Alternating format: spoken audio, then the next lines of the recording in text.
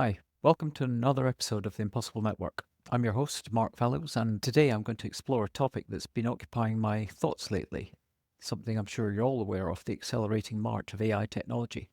And it's what I call the AI Flywheel, a momentum that's either carrying you forward or leaving you behind. As many of you know, I've been working at the intersection of creativity, technology, in advertising and business transformation for years. What's become increasingly clear is that we're approaching a critical juncture where the conversations about our core human differences, what makes us uniquely human, are more important than ever. Just in the last week, Anthropic released Claude 3.7 Sonnet and introduced Claude Code, a command line tool for developers, which is just utterly stunning what it can build.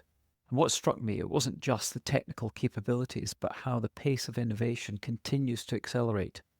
And that also follows OpenAI's GPT 4.5, which as well is just an amazing writing tool, probably only available for the Pro plan at the moment.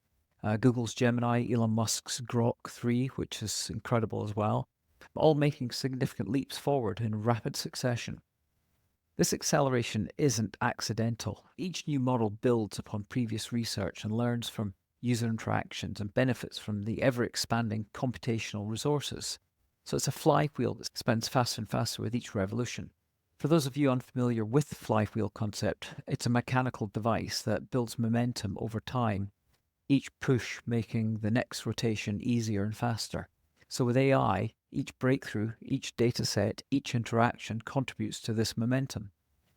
So the big question becomes, are you part of that momentum or are you watching from the sidelines? What's fascinating about the current AI landscape is how we're beginning to choose models not just for their technical capabilities, but for their personality and specific strengths or its vibe. It reminds me of choosing tools from a workshop, different tools for different jobs.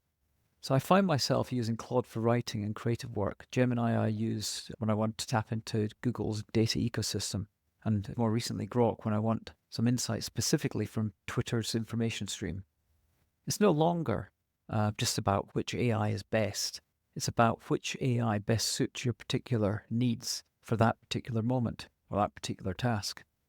As I mentioned to a colleague recently, we're reaching a point where it's becoming too much to keep up with everything. I mean, no matter how aware you are of this or how advanced you are with technology, the speed of evolution is incredible. There's wisdom to finding your own preferred tools and learning to use them as well, rather than just constantly jumping on the newest releases. But here's where things get interesting, and where I believe we need to focus our attention. As these AI systems become more and more capable across a wide range of tasks, what remains distinctly human? What is our unique contribution in a world where AI can code, write, analyze, predict, create? This isn't about fear or resistance, it's about honest self-reflection. During a recent conversation with a podcast guest, we touched on what neuroscience tells us about human cognition. Our brains excel at identifying linear and immediate causes, but struggle with complex network thinking. AI systems, by contrast, can process these complex relationships with ease. This suggests something profound. Perhaps our uniquely human qualities aren't found in our analytical capabilities, but in our emotional intelligence, ethical reasoning, creative intuition, and capacity for wisdom that comes from our lived experience. My own journey with technology has taught me the importance of balance. In my article from back in 2017, The Future of Getting Lost, I explored how technology affects our creative process and our ability to find those moments of reverie where our conscious minds can work.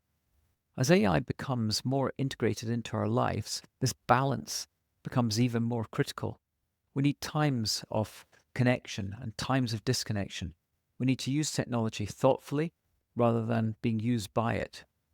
What I find most promising is how AI might actually help us to become more human by handling the routine tasks, processing the information, and supporting our work.